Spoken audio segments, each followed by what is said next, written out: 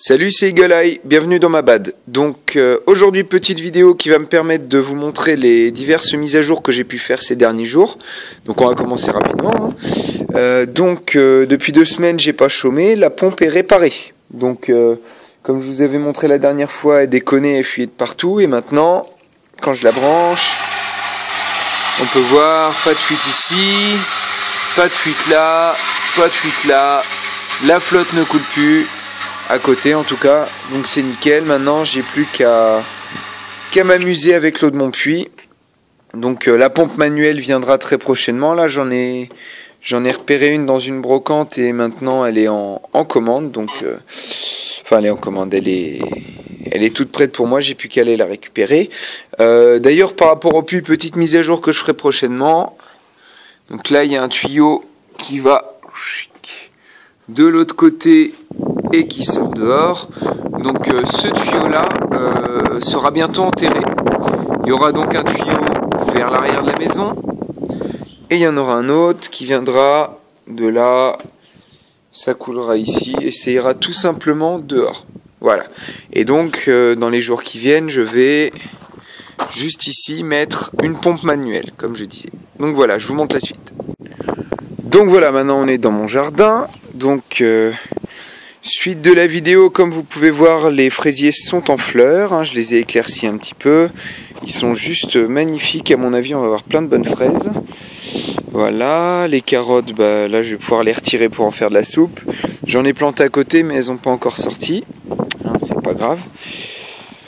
Ensuite là j'ai planté de la courgette, puisque chez nous en Basse-Normandie, dans la Manche plus particulièrement, les courgettes poussent super bien, donc c'est un aliment qui est bon, qui est très complet et donc c'est relativement facile d'en avoir. Donc j'essaye de planter pour l'instant des choses qui poussent très bien. Donc là pareil, c'est de la courgette.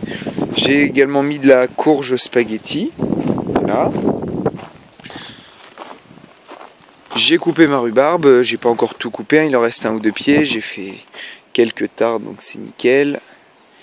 Là j'ai planté des tomates, pour l'instant elles sont comme ça, mais je vais fabriquer des serres pour pouvoir les cacher. Et donc là on peut voir toutes mes petites pousses de radis que j'ai éclaircies déjà 1 ou 2 fois, que je vais encore devoir éclaircir, qui sont en train de pousser, donc bientôt j'aurai mes radis. Et c'est parti pour la suite. Et donc le plus gros des travaux que j'ai effectué ces derniers temps, c'est la construction d'un poulailler. Donc voilà, on a ramené des agglos. Il m'a coûté grosso modo, en comptant les poulets avec, à peu près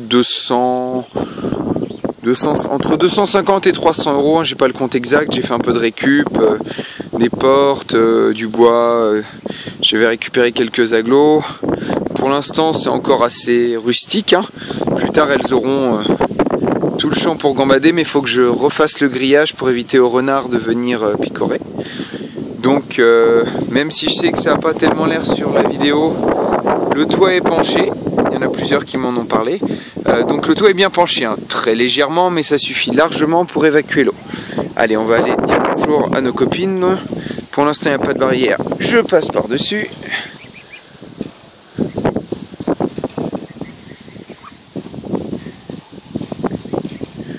Donc voilà, nous avons 3 canards. Juste là, salut, 2 oies. Alors les oies, je les ai prises surtout parce que c'est des vraies tondeuses pour le champ, c'est génial.